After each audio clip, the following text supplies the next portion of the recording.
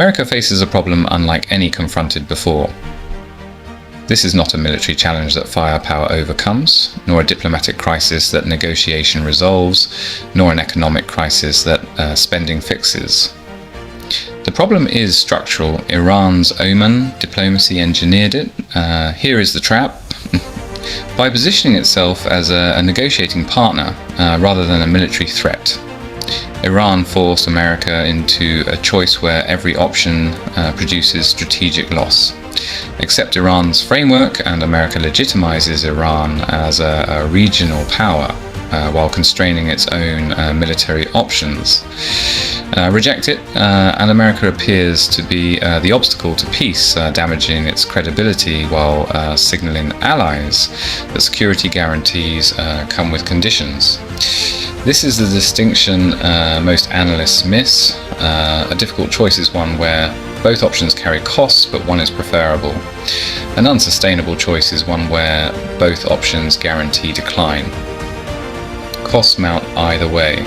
The problem cannot be managed. It can only be endured as the consequences worsen.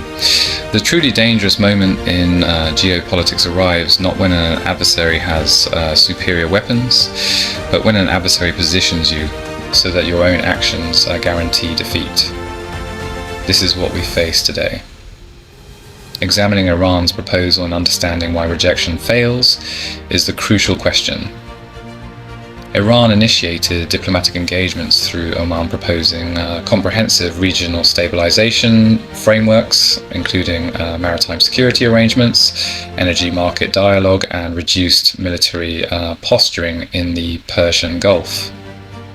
On the surface, these appear to be entirely reasonable proposals. This is precisely what makes them so dangerous. They are difficult to reject. When America rejects diplomatic engagement, it signals that Washington prefers military confrontation over negotiation. The narrative shifts. America becomes the obstacle to regional stability, not Iran. This damages American credibility internationally and raises doubts among allies about whether Washington truly seeks peaceful resolution. Accepting these frameworks carries equal costs. It legitimizes Iran as a regional power, reducing American leverage over Gulf allies that face Iran directly. It also constrains military options by creating diplomatic commitments that complicate future responses. America cannot credibly threaten force while claiming commitment to a negotiated framework. This is how the trap is constructed, not through military force but through diplomatic architecture. Every move forward damages something vital. Every retreat confirms weakness.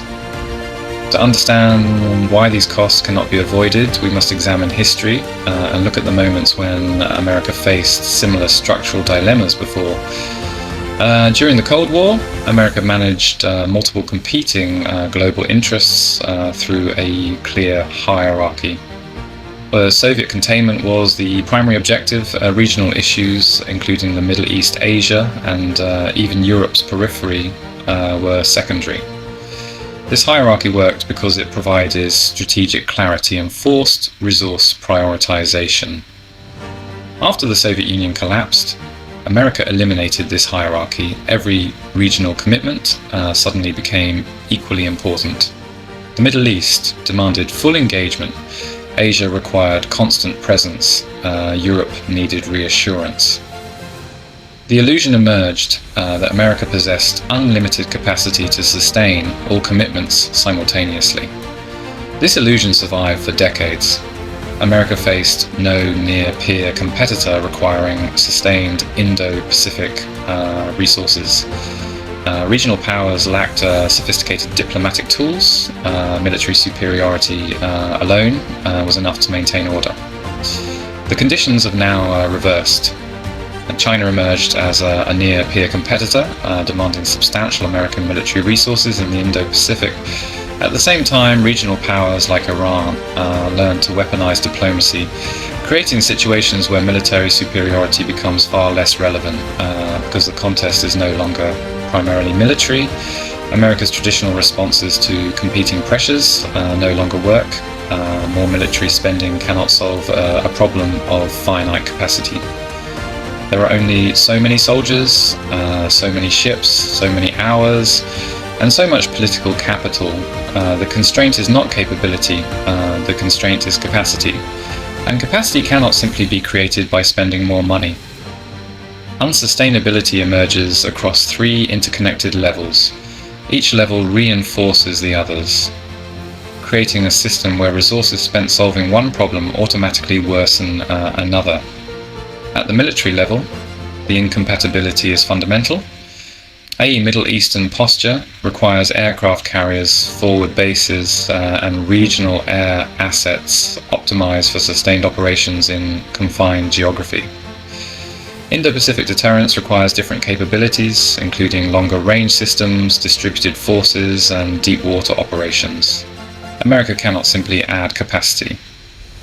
Maintaining both simultaneously reduces effectiveness in each theatre. Resources dedicated to one inevitably reduce resources available for the other. At the economic level, the trap tightens. Funding. Both commitments requires defence spending at levels that constrain domestic priorities, such as infrastructure, education and research. This creates political pressure at home while reducing soft power abroad. Iran recognises this vulnerability and exploits it deliberately. By presenting an American military presence in the Middle East as the obstacle to peace, Iran creates domestic pressure for reducing that presence. That is precisely what China benefits from. At the political level, the paradox becomes clear. America's alliance system depends on the perception of reliability, but reducing Middle Eastern commitments to strengthen Indo-Pacific deterrence signals Gulf allies that American security guarantees are conditional. This weakens alliances at the very moment China is expanding its influence and is building alternative partnerships across the region. The unsustainability becomes unavoidable, and maintaining credibility in one theatre requires resources that weaken credibility in another. Every solution creates a new problem. When a great power's commitments become unsustainable, cascading realignment throughout the international system becomes inevitable.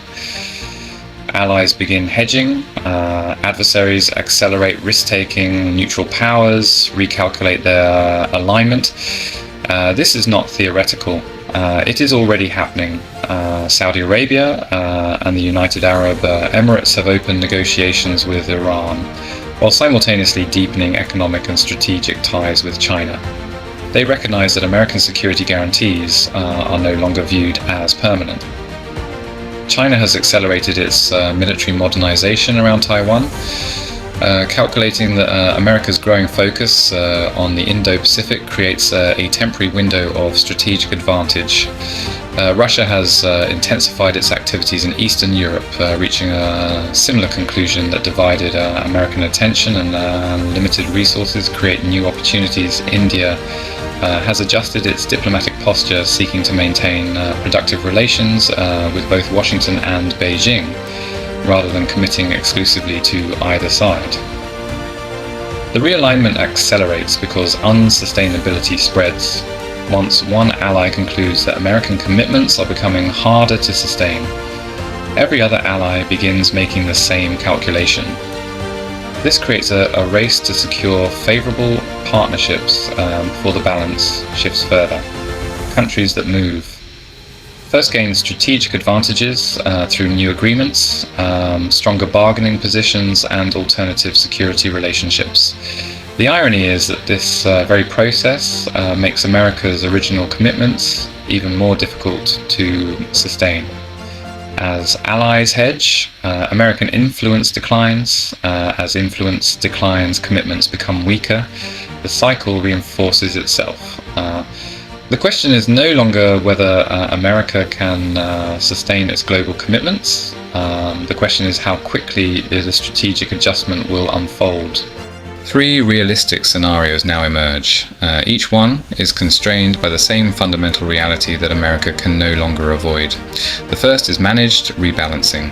America acknowledges the constraint reduces its military presence in the Middle East through negotiated arrangements with Iran and shifts resources toward Indo-Pacific deterrence. From a strategic perspective, this is the most logical option. Politically, however, it is extremely difficult. Gulf allies would fear abandonment, and Washington would face domestic criticism for appearing to retreat. The second is strategic denial. America continues trying to maintain every existing commitment while increasing defense spending and hoping that economic growth or technological breakthroughs solve the problem. This delays the reckoning, but also makes the eventual adjustment far more painful. The constraint is structural, not financial. No amount of additional spending can eliminate the limits of time, manpower, political attention, and military capacity. The third is managed decline. America gradually accepts that maintaining global hegemony across every region is no longer sustainable. Instead, it reduces its global footprint and allows major powers to establish separate spheres of influence. This approach sacrifices influence but may create a more stable international balance over the long term. Each scenario carries significant costs, but the most important insight remains the same. Every realistic path involves a smaller American global presence than exists today. The real question is no longer whether America will reduce its commitments. The real question is when the reduction begins and how it will be managed. The status quo is no longer sustainable. Iran's Oman diplomacy did not defeat America through military force or economic pressure. Instead, it exposed a mathematical reality.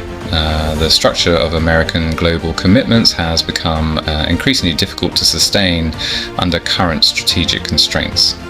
This is not simply a political problem that better diplomacy can solve. It is not a military problem that superior technology alone can overcome.